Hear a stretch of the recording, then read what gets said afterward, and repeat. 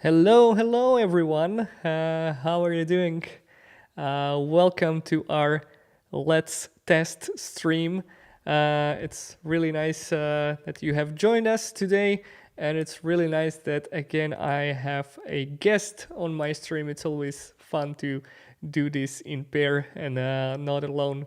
We're live on YouTube and also on Discord. First time. Hopefully that works. We'll see. And yeah, Walmyr, welcome. I don't think you need too much introduction, but I'm sure there might be some people that don't know what you do. So if it's okay with you, please introduce yourself and what you do.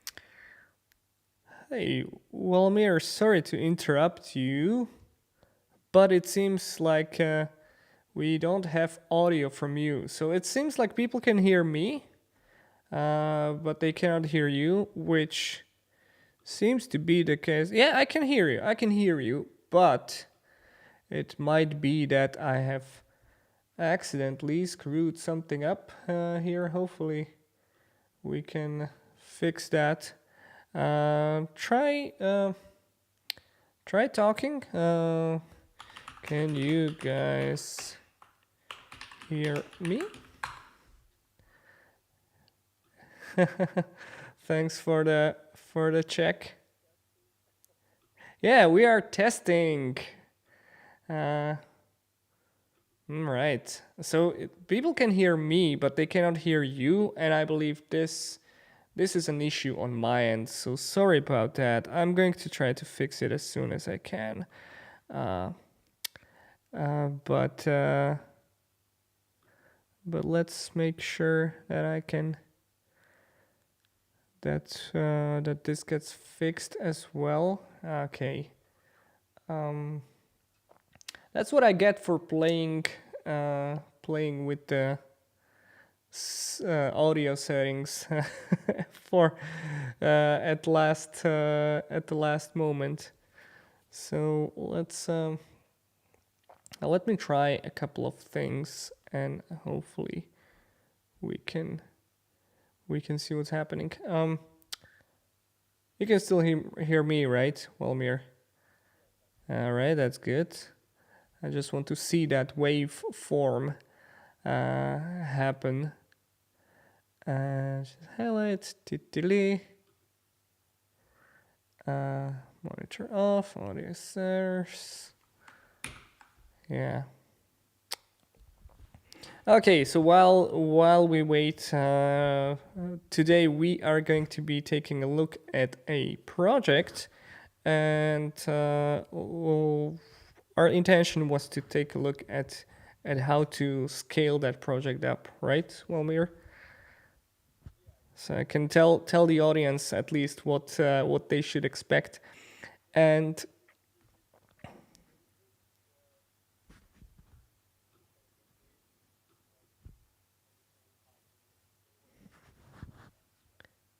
yeah. So Walmyr said that we're going to take a look at a project, and take it as a base, and to see how we can take it from there and basically apply some best practices for that.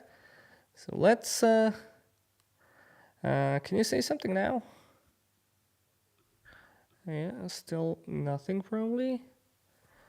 Um, I can't believe I had this hiccup last minute.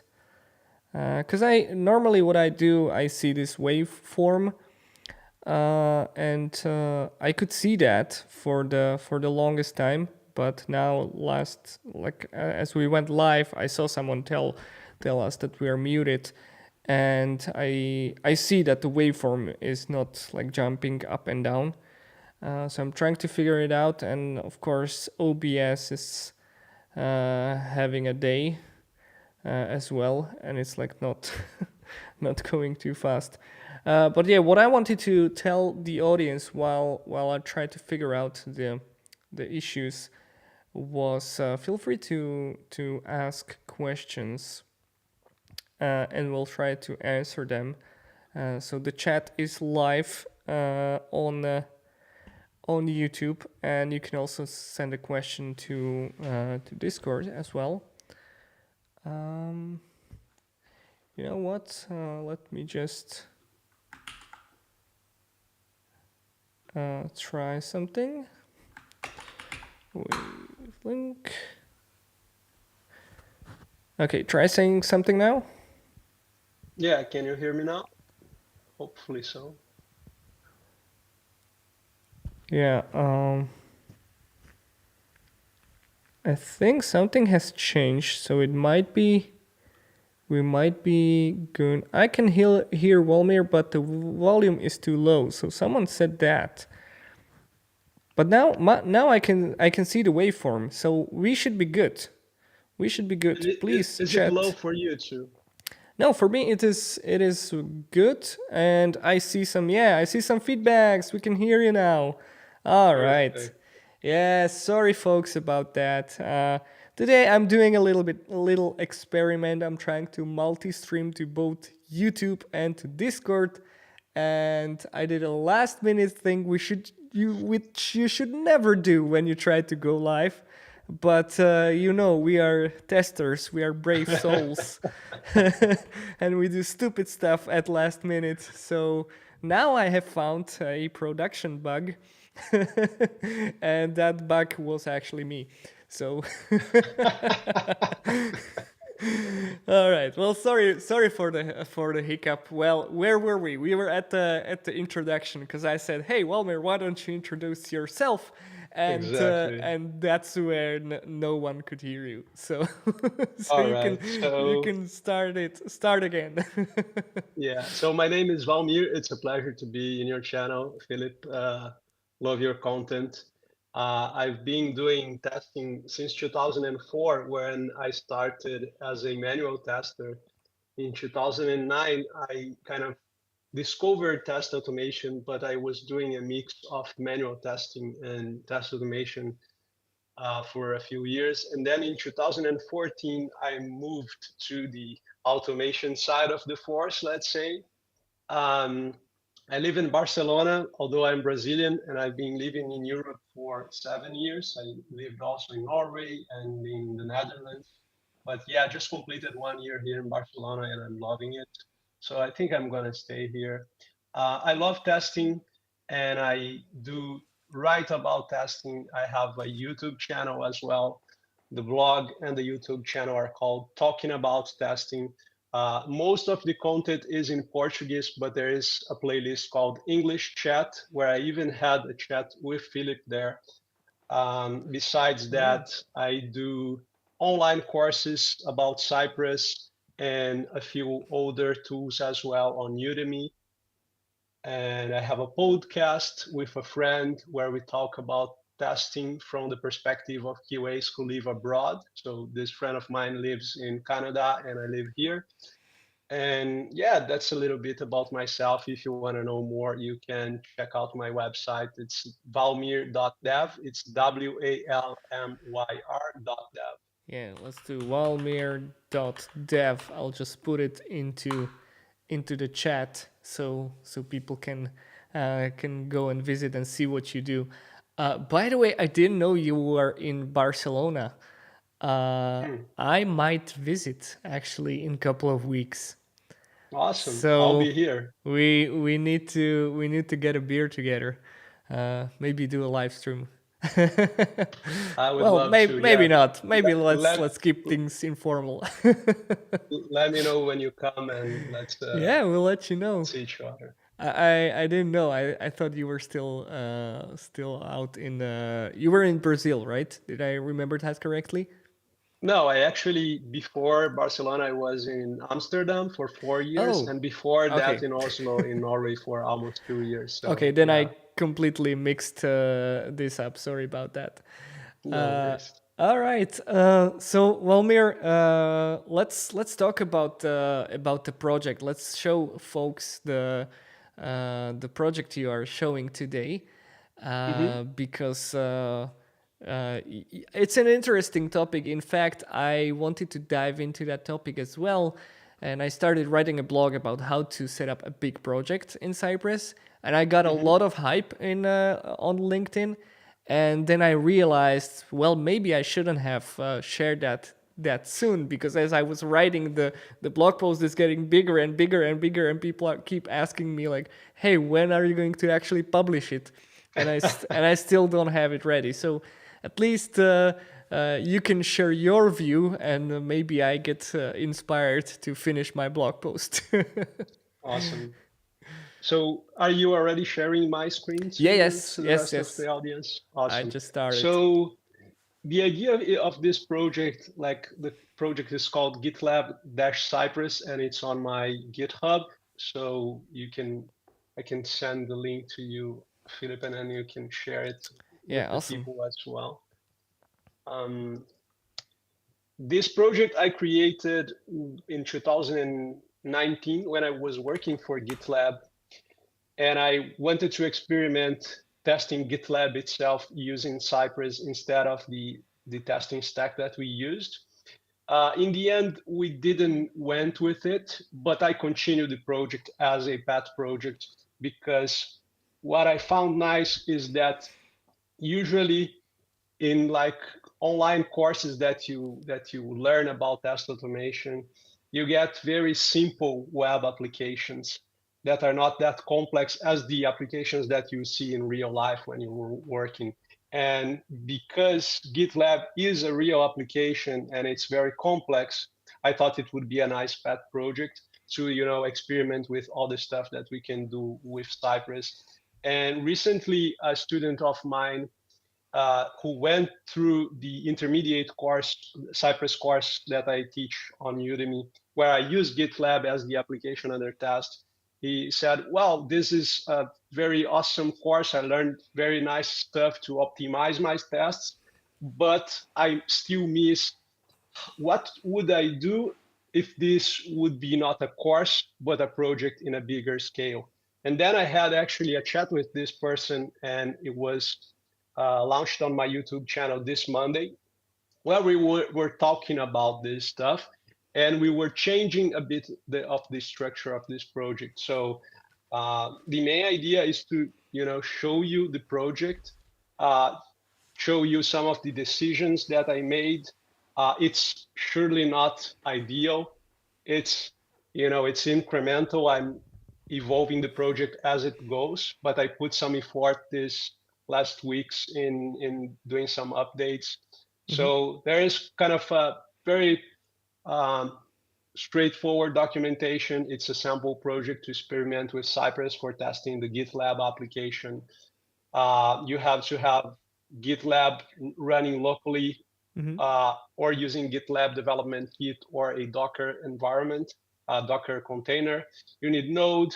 Here are the versions that I used. This is a GitLab Docker container that I host on Docker Hub, which is kind of an Hmm. older version of GitLab. It's like 12.5, I think. Hmm. Nowadays it's 15 dot something, I think. But the idea is to have like a controlled environment that won't be changing. So Yeah. um, you run npm install to install the dev dependencies. There are a few considerations for testing, and then you can run the tests in headless mode or interactive mode. And Hmm. here is like a short video of the GUI test, the graphical user interface test. Sorry. Bless you. So I think we could start by basically looking into some of the package that this project uses, where some of the packages were actually installed today. Before that, it was shorter, this dev dependencies Mm-hmm. list. But I use Cypress latest version 12.7 upgraded to yesterday. I use standard JS for linting. I use Faker for random data for my tests. And I use Snazzy also for like beautiful report when link fails. And Oh, so that's today a I actually reporter? I installed. I never heard about Snazzy. I was about to ask you.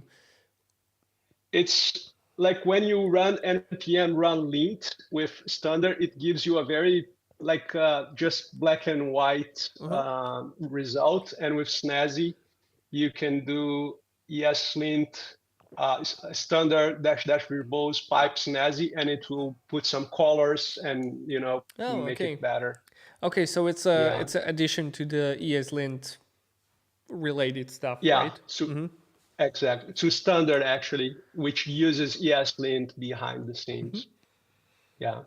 And then I installed today actually Bahmutov Cypress ES build preprocessor and these other polyfills and ES build as well to optimize a little bit the test execution. So the GUI tests that I have for this project, they were taking around 1 minute and 5 seconds to run in my machine, which is kind of powerful machine. Mm-hmm. And after the changes that I did, I am saving around 20 seconds. So now it takes only 45 seconds for the same task to run, which is something that was inspired actually by Yep. this blog post from Murat,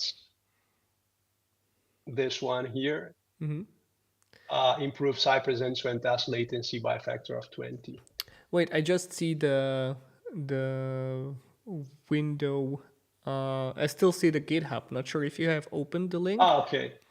Uh, I had, but now I'm back on GitHub. But you might be in only this sharing the commit, window, right? You're not sharing the whole screen. oh, Oh, that's the problem. I thought I was sharing the whole screen. Let me Yeah, start again then, because no before I worries. was. No worries. I Uh, was also curious because I had adjusted the window and it was like filling the whole screen. okay. Now it's better. Now we have because we had some black spaces around. Now it's Hmm. much better. So in this commit here, cut test time by approximately 20 seconds, there is a description with the link Hmm. to this blog post here from Murat. Can you see it Yeah, now? yeah. I see now. It So looks good. this is what I used, and I had to do a few tweaks because in the example he uses TypeScript, I use JavaScript, Hmm. so a few tweaks, but it worked pretty nicely. Um, Hey, so do then you? I just wanted to stop on this one. Do you use TypeScript or you write your test mostly in JavaScript? mostly in JavaScript. Is I there any mean, reason why you decided not to implement it, or is just like a thing of habit? it like for my personal projects, I just think it's simpler. Mm-hmm. When I am like working for someone else, like in my previous job, we used TypeScript for testing, but just I'm it's pretty simple to write tests in JavaScript, and I think Mm-hmm. you can still uh, have very stable tests even without using TypeScript. If you define defaults for the parameters and if you document the stuff that you are doing. Mm-hmm. So yeah, for personal projects, I think it's just simpler. Mm-hmm. All right. Um, so this project here in the configuration, besides defining the base URL pointing to localhost. So if we go to localhost here, I have GitLab running on my computer, and it's kind of very clean state. Nothing was created yet. Mm-hmm. Um, and I'm not using fixtures at the moment, so I am saying that I'm not using them. And on setup node events is where I'm calling yes build preprocessor to optimize the tasks. Mm-hmm. And I have two tasks as well, one that saves a token and one that retrieves a token, because on GitLab, for many stuff that you want to do through the network layer, you for like API requests, you have to be authenticated and you have to have a token. But Yeah. you can't create a token for this application through an API call. You have to create it through the graphical user interface. Mm-hmm. And because of that, I created this mechanism of, when creating the token, being able to save it in a node environment using tasks, and then retrieving it when needed as well. This is why we have kind of Yeah. this task here. That's really neat. I feel like this. By the way, can you zoom it just a little bit? Not sure how well people can see this on YouTube. Uh, Is it better now, or you want I me think to it's zoom a I little think it's bit more? better like this. This Okay. should be good. Um, I see that this setup node events is like a thing that gets underused, if I Hmm. may say, Yeah. because it is actually super powerful, not only for like solving different kinds of problems with seeding your database and whatnot, Yeah. but also like the ability to run any kind of script for Yeah. like creating a test user, generating a token, or maybe even like calling an API Yeah. that will do something for you. It Yeah. is really useful. And then when you just save it to your Cypress environment, or rather, I should say maybe browser environment, Hmm. Hmm. then you can just access it anytime, and it's really powerful. Yeah. I actually made a whole live about Cypress tasks a while ago, when it was before V10, so it Mm-hmm. was still using the plugins Mm-hmm. structure. But then I showed many like simple examples of using it, and then I showed open source projects that were using it to do crazy stuff, which Mm-hmm. is just awesome, the power. And I think it's, you pointed something really nice, because most people, I mean, I might be wrong, but the impression I have is that most testers that use Cypress, they still do too much through the graphical user interface instead of Mm-hmm. using the whole power that Cypress gives you. Yeah. Developers might use more of the power, but I think because of the tools that we used to use before, we Mm-hmm. kind of got used to do things in a way, and we don't try to understand what what what else is in there that could benefit my task suite, the execution time, and all that stuff. Yeah, I got Um, the impression as well, but then again, like if you take a look at the group of people we are usually communicating with, is the people that need help. So yeah, for like sure. overall, probably there are many different kinds of testers, but it's always nice to see those aha moments, like, oh, okay, so I Mm, don't have to do everything through UI. I can just use API for this, and maybe this can be a powerful way of dealing with that. So yeah. that's really cool to see that those moments. That's why I love teaching. That's where you probably love teaching as well, right? Exactly, exactly. Yeah, in my intermediate course, I teach people how to optimize their tests. And it's not that hard, because it's in the case of the courses, using API calls to do every pre-requirement of your test, and using side.session to optimize authentication. Mm-hmm. And it already saves you lots of seconds or even minutes if we are talking about an application like Yeah. a big task suite. So um, what else? Then inside of Cypress directory, I have end-to-end and support. Mm-hmm. End-to-end is where my tests live, and I have for this application an end-to-end test suite of API tests and an end-to-end test suite of graphical user interface tests. This is why I have API and Mm-hmm. GUI. And I structured it in a kind of by domains. So I Mm-hmm. have a group domain where, in this case, for instance, there's just one task, but the idea is to grow this project to add more tasks, and everything that is related to groups will go into this folder. The same for project, and the same for user, where in user I already have two Mm-hmm. tasks. So How? In the beginning, it was all into the same API, and for the API tests, it's not that scary. But if you go to GUI tests, there are lots of tests, Mhm. and people could feel scared of just looking at so many files. So now they, like, if you want to contribute to this project, I want to work with group domain, this is where I have to go. And this is just what it is there already. So I can, evolve from there. Yeah, how deep you go with those subfolders? Do you just create a single subfolder in GUI, or do you even I go deeper? I prefer not to go very deep.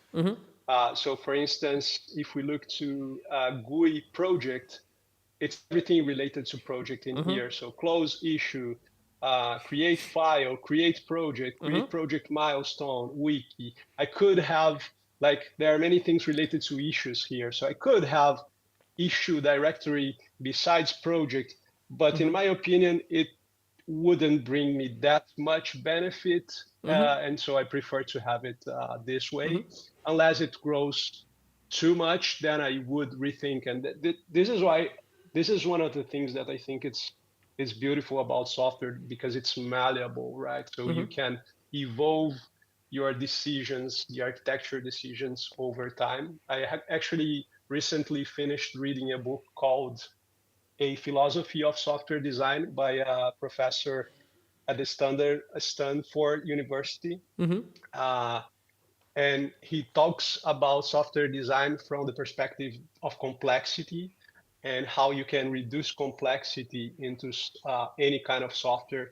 And I'm trying to, implement this kind of ideas in the projects that I work on. Yeah, I think it looks really nice, and the thing is that when you work with software, you can kind of go in an iterative way. So Hmm. when you're building a building, once you build a first floor, you cannot just change Exactly. it into Yeah. something completely different. But in software, you can do that. So Yeah. if you create one subfolder and then you realize, oh, maybe this subfolder should not be one folder, but it actually should be two different folders because it makes the Yeah. whole thing much clearer.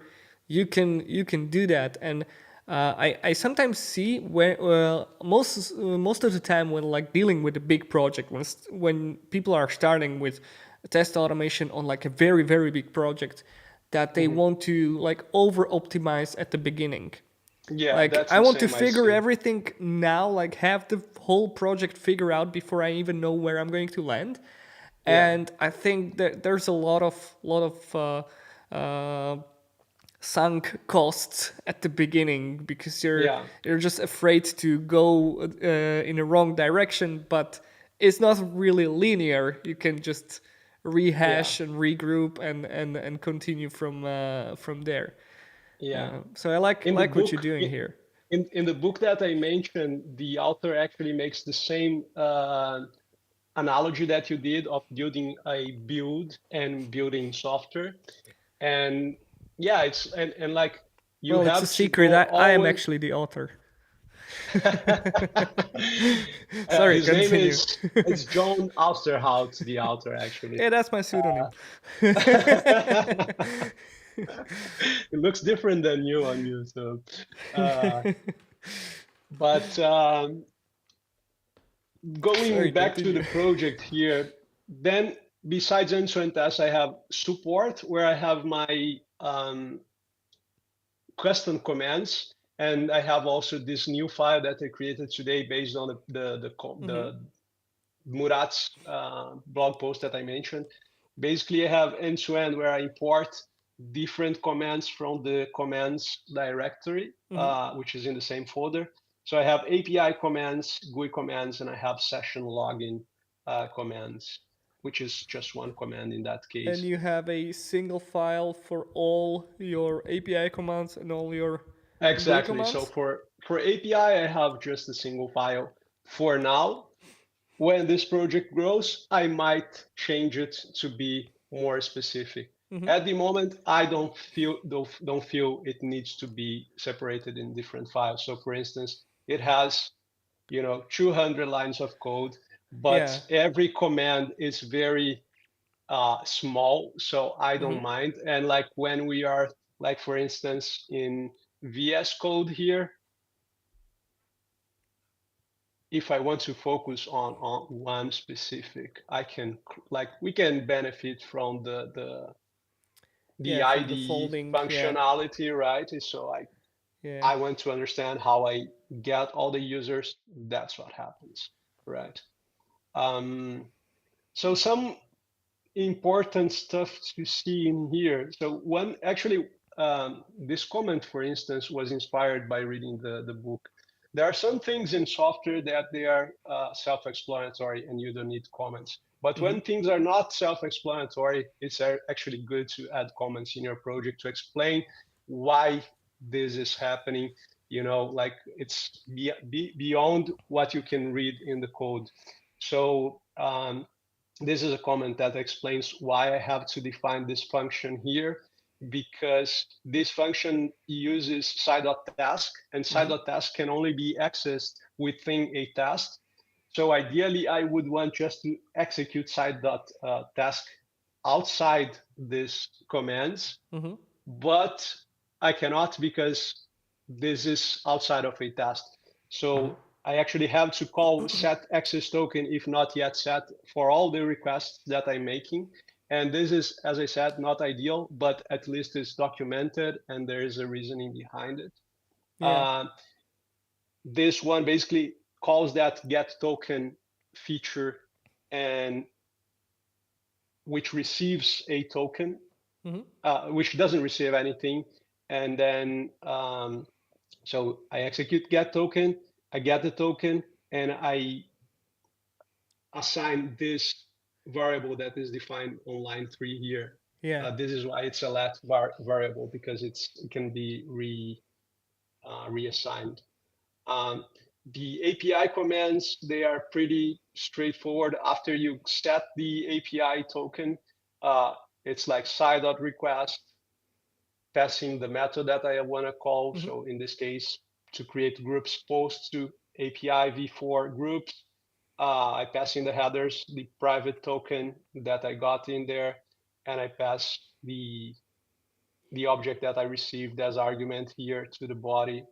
Um, It's interesting that it kind of strikes me as interesting because for example if we take the custom command on line 41 and there's this set access token if not yet set, what you are actually doing is you're running a task and then assigning a variable, but it's mhm. not, I mean, it's not scoped, right?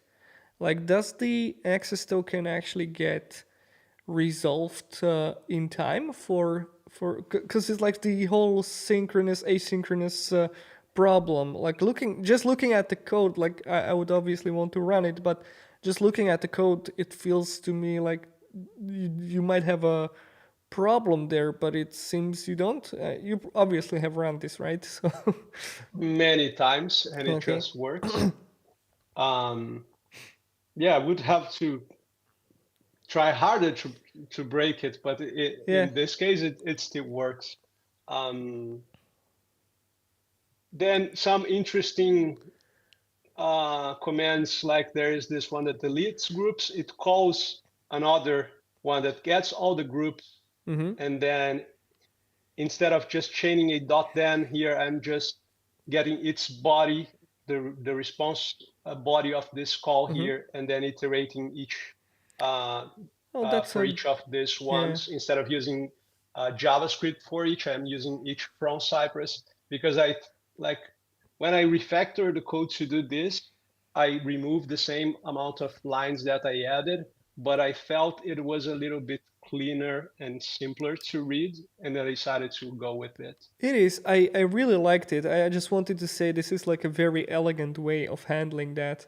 I would probably Mm. go with using then and then using that array and then writing a for each and then looping through Yeah, through the this is stuff. what I was doing before that. Yeah. Yeah, but this is really elegant. I like this solution because you're just using Cypress commands and it's really really obvious what you are doing here. You're just taking the body Yeah, and then iterate over each of the elements and firing a couple of requests. I love this. exactly. One thing that I changed as well was that before I was passing here the whole response, and now I'm just passing what I need in the Yeah, the command. destructuring. So it's a little bit lighter. The API commands, they are mostly like very similar, so Mm-hmm. nothing very much to look into. There's this one that is like condition Mm-hmm. because skip confirmation is defaulted to false. And if you pass, if user has skip confirmation equal to true, then it will set this one, which will be used in the request body here. Mm-hmm. But the rest is mostly a bit of the same. This one doesn't delete. Uh, this one doesn't delete the root user just for Mm-hmm. safety reasons. Yeah. um, and the rest is most the same. I like it. On It's like let's really elegant how you have all your custom commands. I was actually going to oppose you on the fact that you have all of your commands in one file, but here the Mhm, structure is kind of obvious that they're like very similar. And mhm. once you try to change something about one command, if you were to do You know something, what to do in you the rest know of you them. kind of got the reference for all of those, but if you had every Exactly. command separated, you might actually miss that. And it's interesting because Yeah. I would be a proponent of having one file per one command usually, but Hmm. in case of like if you need to do a bigger refactoring, it might Hmm. actually have some benefit to have them in a single file. Of course, if you have Yeah, too I many, always you think have another about problem, the but it's yeah. yeah. I always think about the cognitive load to understand the code. If it's slow, it's fine to be. And I actually, it's like this one, for instance, it uses get all broadcast messages, Hmm. which is just above. So I Yeah, have a reference just above. If I want to understand how this works, it's just here. If it yeah. was in a different folder, in a different file, we would have to, go to another context to understand and then come back, and it's more things that I have to store in my brain. So I this is again simplicity in my opinion. Yeah, the um fact that you mentioned cognitive load as a factor during mm, coding session, I absolutely love that. Like this is something that gets overlooked so many times, yeah, and I don't think I have ever called it cognitive load, but I'm going to start using this term from now on because it's such a good framing of what you are actually doing because you will yeah, get a fatigue when you are trying to either write the code or maintain it, debug something, add something new. This has a yeah, cost on your brain, and you can design to optimize for your brain as well. So you don't have to only write yeah, dry code or the one that executes fast, but the one that's yeah, actually easy for your eyes and brain and everything. yeah. There is a blog post that I read in the past, which was recommended in a blog post by Kenzie Dodds, which is called Wrong Abstractions. And it talks about when we abstract things, what you were saying before, too prematurely, Yeah. and sometimes they are not needed, but we think we'll need, we think we have a crystal ball where we can look to the future, but we can't. And it's actually much better, in my opinion, if you do the simplest thing first, then when you hit the problem again where you have to look in that code, then you can see, could this be improved, should this be improved, because sometimes it might just be okay, the solution that you have, right? Yeah, I think it was I think AHA we could. programming, right? Avoid hasty Yeah, abstractions. exactly, Yeah, let me just exactly find this it one. and post it because I think this is a good And he thing references to. to Sandy Mantz, if I'm not wrong, Yeah, I'll who just talks about the wrong abstractions. yeah I'll just post it into the chat because this is a must read for everyone, Hmm. and I think Yeah, yeah, yeah. testers should read this. because we are guilty Yeah, I think of so. hasty abstractions. Yeah, I think so. So I think we could go to some of the tasks just Mhm. to explore a little bit of them. So for instance, let's go to update or to let's go to create group. Can I maybe just Um, stop you for a while? I was curious about that sure. ES build preprocessor. So you are actually Oh yeah. importing that into E2EJS, right? Or where is that? Um, No, wait, it's you're. in the config file. I'm importing it in the Okay. config file. Okay, this was I'm something that I basically was. following Yeah, go ahead, I'm sorry. basically following what was described in the blog post by Murat. Uh-huh. Because this was something I thought about when I was writing that blog post. Well, I'm still writing it about about big projects, and I have created a commands folder for all of my commands, but I also think I should start thinking about adding a tasks or scripts or whatever folder for adding all of Mhm. my node events scripts that I then import Yeah, into my yeah. config. This is something that I haven't done here, but it's something that in Murat's blog post he actually does that. Yeah. He has a Oh, file okay. just for the tasks, and then it's just one line here and it's there. Yeah, yeah. It's But something since that's my tasks were very simple, I didn't want yeah, to yeah. Of create course, this abstraction again. that would be a premature abstraction. Exactly. Yeah.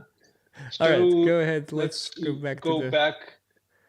One thing that I wanted to mention, why did I created custom commands for API calls? Mhm, Because I use them both for my API tasks and I reuse them in my GUI tasks. mhm, So I have a task that creates a group through the API, but I also have a task that does something that needs a group created beforehand. mhm, So to not duplicate the same silent request in two different files, I thought it would be a nice decision to have it in a custom command that I could. My test gets very simple. It's just like a before each to. This is something interesting as well. Instead of doing cleanup at the end, I do cleanup at the beginning. So I delete all the groups if I'm going to test that I can create a group successfully. yeah. Then my test defines a few like variables, one object which has a name and a path, and then I call sci.api underscore create group, Mhm. pass the group, chain a dot then, the structure, the status, and the body, and run my assertions. Awesome. Um, and like the test is very easy to read. And if you want to create another API test, you have good references to kind of copy and paste and change what you need. And Mhm, you don't need to understand what is behind that because the name is very like self-explanatory. There is also this API underscore um, prefix, which is kind of a namespace because I would have as well a GUI create group. mhm, So I can identify what is what this way. mhm, Um, and we could also look into one of the GUI tasks. Let's go, for instance, to create group as well, where in this case here, again, before each, I run the things that will optimize my task. mhm. In this case, deleting the groups through API calls, using session login to log in Awesome. without the need to pass through the user interface. And then I have a GUI create public group. In this case, it's not exactly the same name, but it could be. But I know that this is an API call and this is a graphical user Mhm. interface interaction with the application. And And then what the does it do? assertions, What does the create public group do? Is it like a UI sequence of yeah, steps? exactly. Okay, So we so can look into it. But one thing that I wanted to mention before we go into it okay. is that like I do like to have my assertions not abstracted in a custom command because I want to understand what this testing is Yeah. doing by reading the test file without having to navigate to another file, which is something that I see sometimes in projects like the Oh assertions yeah. abstracted away. And I kind of don't like that because I want to understand what the code, what the test is testing just by reading the test file without having to go to any other file in the project. Yeah, So if we go I to think that's GUI a really commands, good point you made there. Like if you have a GUI abstraction, whether that is a page object or whatever or a custom command, then mhm, keeping assertions outside of that, I think, is a very good thing to do. And I had a suspicion that that it might not be a good pattern to put them inside. But I never heard it confirmed by someone else. And now that you mention it, I mm, really like it, and it kind of makes sense. I was recently starting to follow this arrange, act, assert pattern more and more, mhm, where it's sort of a good frame of reference when you are writing tests yeah, and realize what you are actually doing in each of tests. Because if you just start to yeah, automate, you might be just going all over the place, doing assertions yeah, here and actions there, and basically the yeah, test is not going anywhere. It's just going all around like a crazy monkey, right? But when yeah. you In this divide, example, for instance, yeah, in this example, for instance, before is my act, my arrange, sorry, yeah, and GUI create public project is act and then assert here, yeah, and I right? totally see that here that you actually have your test really, really tidied up, and while an Hmm. end-to-end test can be a little bit longer, it's still good that you only have one arrange in your test, and then if you want to Hmm. like skip, act, and assert, it should sort of be linear, in my opinion. You should sort of have a Yeah, direction of where you I are agree. going instead of trying to test it all with your tests. Maybe there might be a good place to split that test afterwards. Um, but yeah, Yeah. let us know in the chat maybe. And this is basically the custom command. So it Hmm. visits the page, and most of the commands visit the page in the beginning because I'm using site.session. When I use site.session, I'm gonna go to a blank page. So to make Okay. sure that I'm going to the right place, I visit the page that I want, which will be concatenated with the base URL, Hmm. and then I do the stuff that the name says it does. So it receives a group and creates it as public. This is why there is this command that checks Hmm. this group visibility level 20. Most of the custom commands in this file, they are very simple. Visiting the page, filling a few fields and clicking in buttons or things like that. Hmm. But there are a few that are more um, complicated, let's say. Hmm. I think it would be nicer to see them actually on VS Code because All right. then I think it's like, for instance, this one, GUI sign up. This is a decision that I made.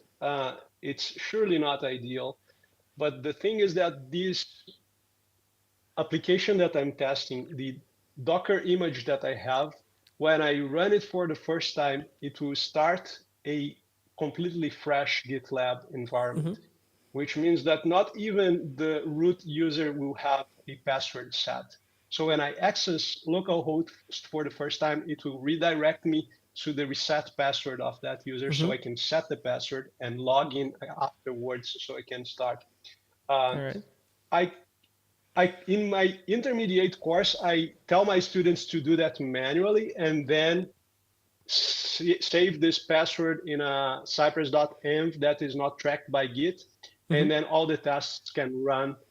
But for this project, I didn't want it to have any manual interaction. I Yeah. do this where I visit the page, which will be just localhost. It will redirect me to either the reset password or the sign in page. Yeah. And then I use site.url to check in which URL I am. And if I am on /users/password edit reset password, then I call GUI sign up. which is just in here, which will basically Yeah. Fill fill in the the password and form email. and Yeah. submit. All But right. basically the password, because it's Oh, just just the like password. password, Yeah. confirm password, and then change password button. And also, if I don't pass the password here, there is already a default that is being retrieved by the environment variable or cypress.env file. It's nice. Um, and if this condition fails, I'm just gonna run GUI login. But GUI login will always happen because after sign up, I am redirected to the login page so I can log in. So if this happens, this will also happen. If this doesn't happen, this will still happen. And the GUI login, I'm assuming you're using session there, or Yeah, is yeah, that yeah, yeah. in another command? Oh, it's session It's wrapped. in here. Actually, GUI login just does login via the GUI as its name Okay. says. But we have session login, which creates this login Oh, nice. All right. constant, which calls GUI login or sign up and login, and then it passes it here to the side.session. Um, and I use validate because logout, the logout test invalidates the session, so I can recreate the session if that's the case. And I cache the session across specs, so Yeah. different specs can benefit from the session created. So it's very optimized. And I have defaults. If you don't pass the user or the password, there are Yeah. already defaults for them. Awesome. There is another interesting command here, which is this one here, which adds a little bit of complexity. But I think this one would be nice to sit with Cypress running. So I'm going to open Cypress here so you can taste it. Let's see. Yeah. Let's see I'm them. going to create a token, which since it's the first time, it will gonna have to go through the graphical user interface to sign in, sorry. And now I have a token here, which was just created. I can run it again. It will create another token, and now the session was restored, as you can see. Um, Can you and then again here maybe is the zoom new. in just a little bit so it's a Yeah. little bit clearer for the folks to Hmm. see? It's actually funny because when I do Command plus, it gets smaller. So I I'm mean, not sure if I will it be gets the able to. sidebar bigger, but the view, it sort of scales depending Yeah. on the size of the window. And since you zoomed in, the sidebar will get bigger, and that makes the window smaller. So if you zoom in, you also Yeah. So need to make the window a little bit bigger. okay, let's do it then. Yeah, and now if you zoom in, I think it will be a Ah, little bit better. perfect. Yeah. Yeah. So now I have two tokens here, Mm-hmm. and if I run the lead token, it will restore the session. It will get the first button, it will remove and then get the second one Mm-hmm. and remove and then check that this user has no active person access tokens Mm-hmm. uh, is there. But what will happen now that there is none? If I run it again, it still passes because it logs that there were no active tokens found, and then it asserts that the message is there. And this Wait, is how what does that it do that? So does it check the GUI for those elements, or this is this is what this oh, command here right? does. So I So you actually visit have a and condition in your test. I don't recommend using. I had in the sign up or signing as well, and I don't recommend in many cases. But this was a design decision for this project for this moment. I might Mm-hmm. change it in the future. Ideally, what I want to have is that Docker environment already has not only the user already created and with a password set, so I don't need Mm-hmm. to do the condition for signing up or signing in, and that Docker environment already has a token created already, so I don't need to. But since that's not the case, this is how I solved it. And actually, the creation of the token and the deletion are kind of set up and tiered down and not really tests, although by running them, I am testing that this functionality works. And here I use basically what is described on Cypress documentation for conditional testing. So I get the whole body. From the body, I get this body jQuery element, and I check if the body, if there is a element that has the settings message class, which contains the text, this user has no active personal access token. And I get the length. If it returns more than 0, I will go inside this if block, which will basically log no active tokens were found, and it will return. And because it returns, it's not going to run the rest. And If it doesn't, does this have like I'm assuming this doesn't really have the retry ability. So if your page was loading for a split no, second, you no. might run into trouble here, right? The body will have retriability, Yeah. but this one, I don't think so. Yeah. And then if it doesn't go inside the if block, then I will do something interesting as well, where I get all the table rows inside the table body of the element with the tokens, active tokens class. I get the length of table rows, and then I Oh, okay. chain a dot 10 with this number, which might be 1 if there's just one token, or 10 if there are 10 tokens. And then I use cypress.low-times to run this callback function n times, which is the Yeah. number of tokens that are there. So I Also, basically, if that would be 0, then it would probably run it 0 times, right? actually, if that is 0, it's gonna just return in here, and this one will never be executed. Oh, okay, okay. I thought maybe as a fallback, if for example the body would load, but the elements inside would take a split Mm, second, then the condition would would I be see. skipped. You know. Yeah. I'm wondering. I never tried Cypress times with number 0. Not sure what Hmm. that will do, if it's going to like fail or if it's going to work.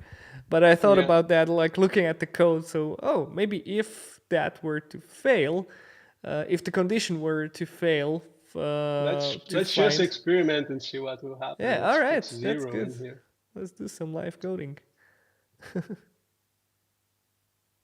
Yeah, it still fails because it will It try will to try to find get. the elements. Okay. Yeah, yeah, So this is actually taking care of the elements. All right. yeah. And one thing that I think it would be nice to show as well, and again, this project is surely not ideal, but I'm evolving it and experimenting with it. Um, Something that I did is that on end-to-end, both on API and GUI, I have a index.sci.js that imports the files so I can run them all at once.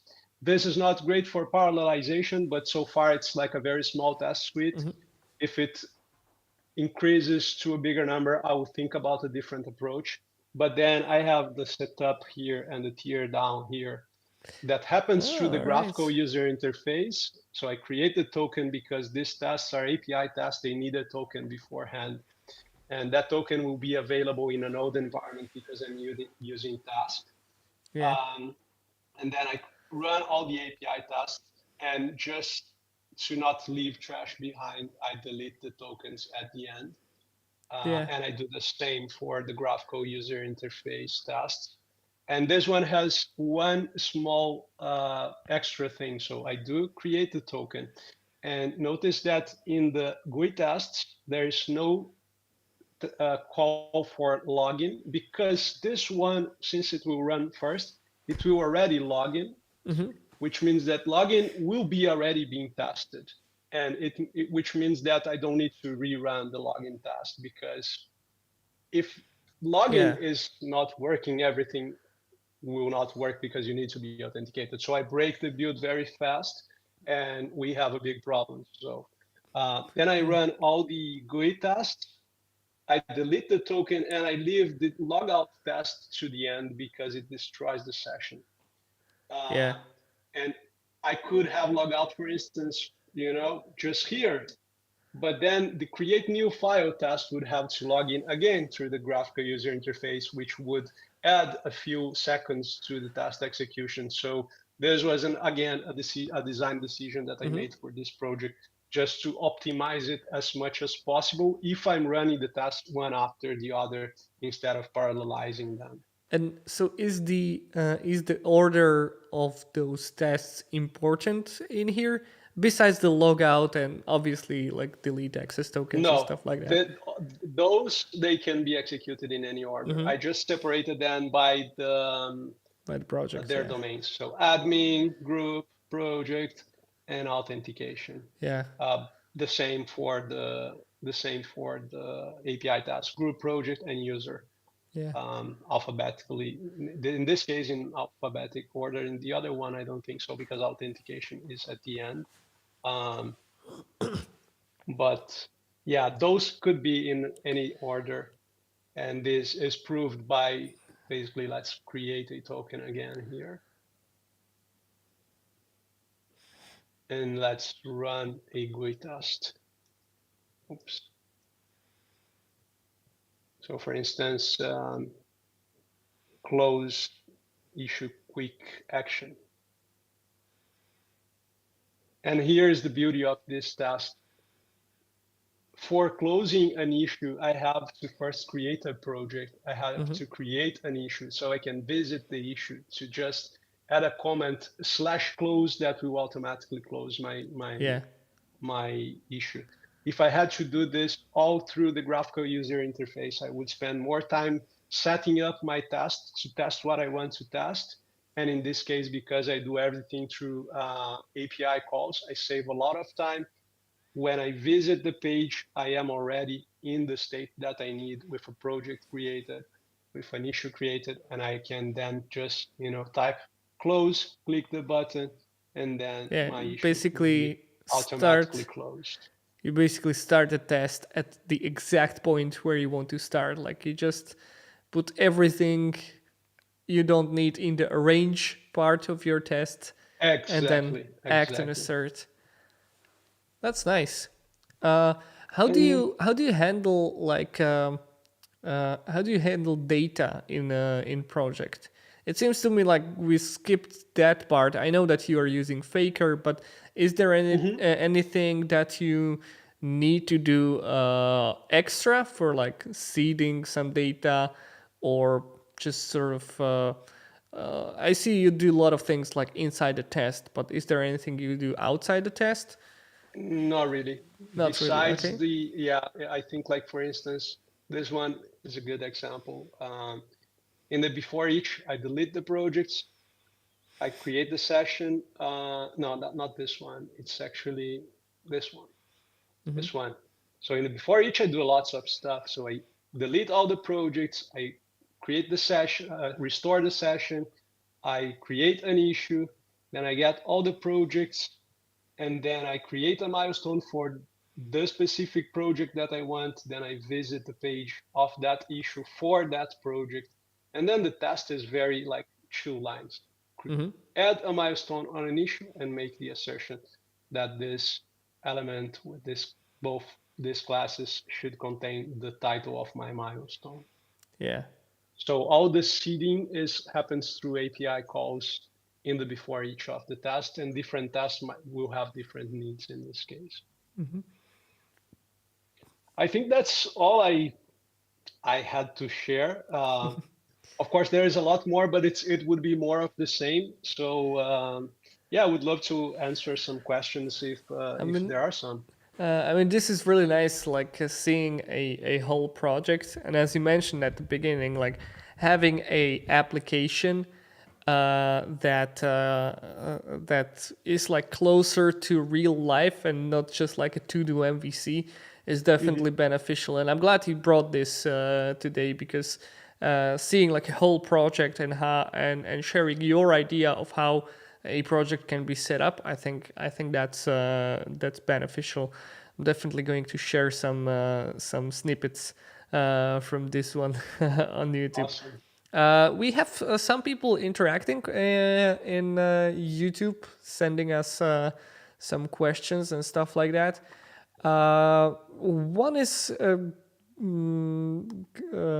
related to the GitLab, um, um, but the GitLab YAML file for like setting up CI. I don't think you're showing CI setup in this one, This right? project has no CI setup Yeah, yet. because you're. It's actually one of the things that is in my roadmap for this project, Mhm, but I'm still, and there's one thing that I have to see because this GitLab image is quite heavy, so it takes quite some time for it to load for the first time.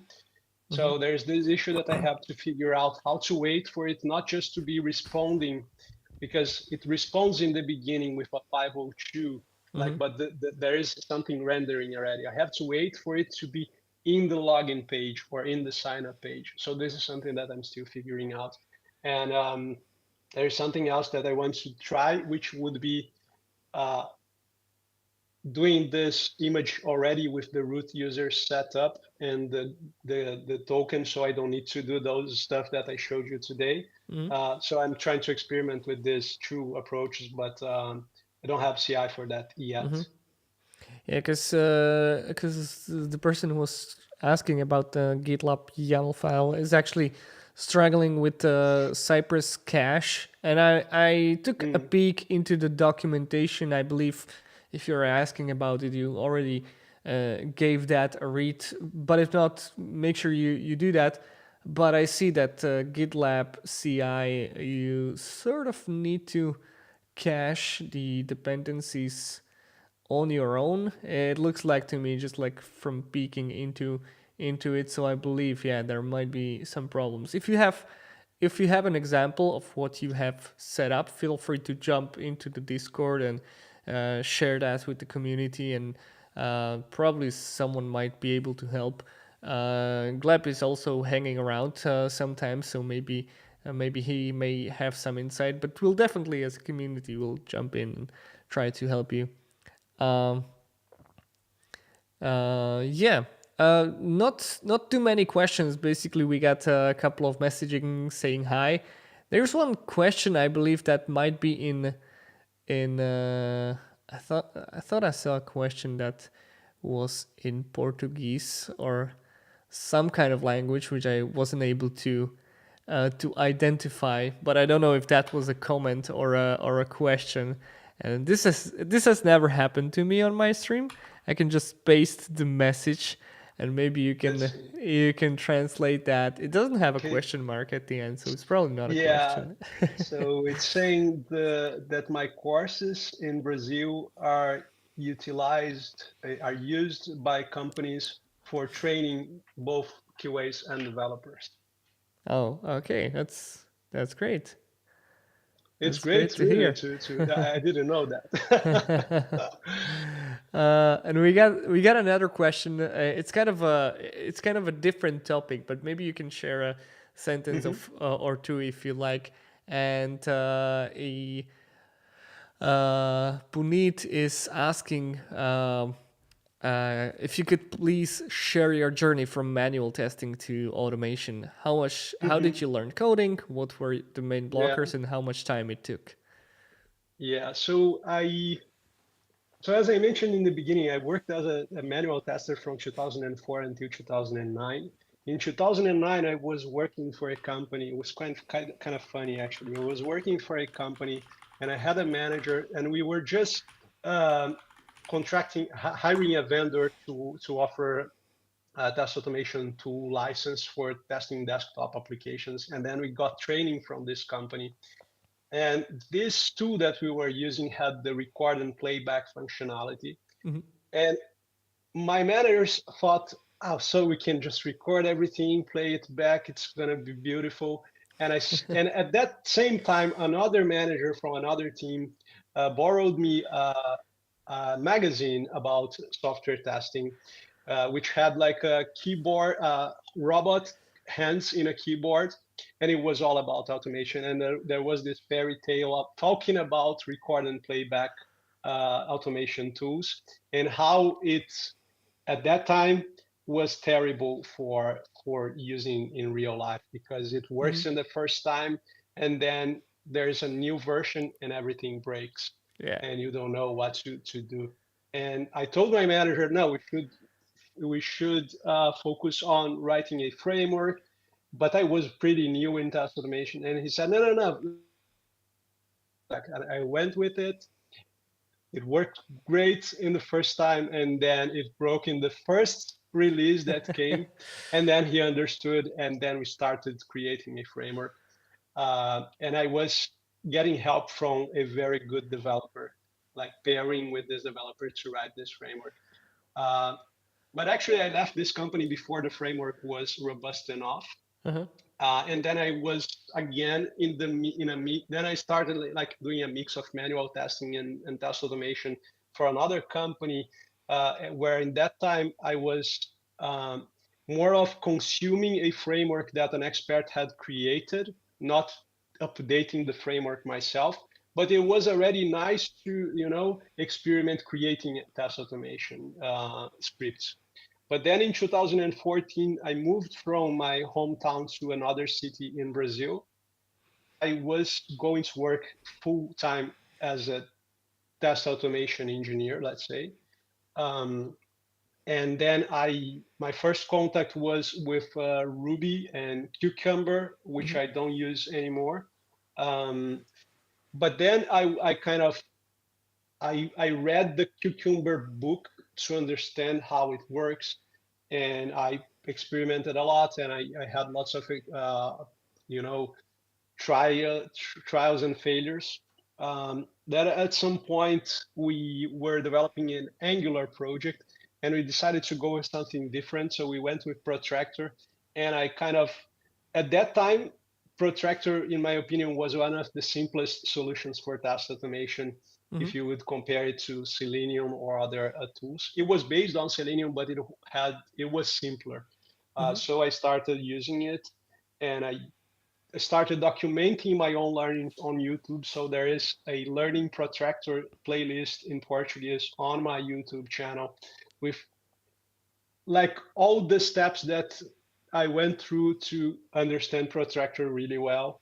And I started writing blog posts about it. I really like documenting my learnings, so I started documenting on YouTube, on blog posts. I wrote a book both in Portuguese and English about the tool, which is pretty outdated nowadays. Protractor is being deprecated. But it was a nice experience to write a book still. And actually, and then I discovered Cypress, but like I kind of, when I started testing with writing test automation script, I kind of got passionate about software development in general. Mm-hmm. So I decided that I wanted to learn more about development in general. So I started learning a bit of React, Angular, Vue, and lots of stuff that go around, and not just testing. And it made me a better tester, because I do understand not just how to write tests, but how to architecture code.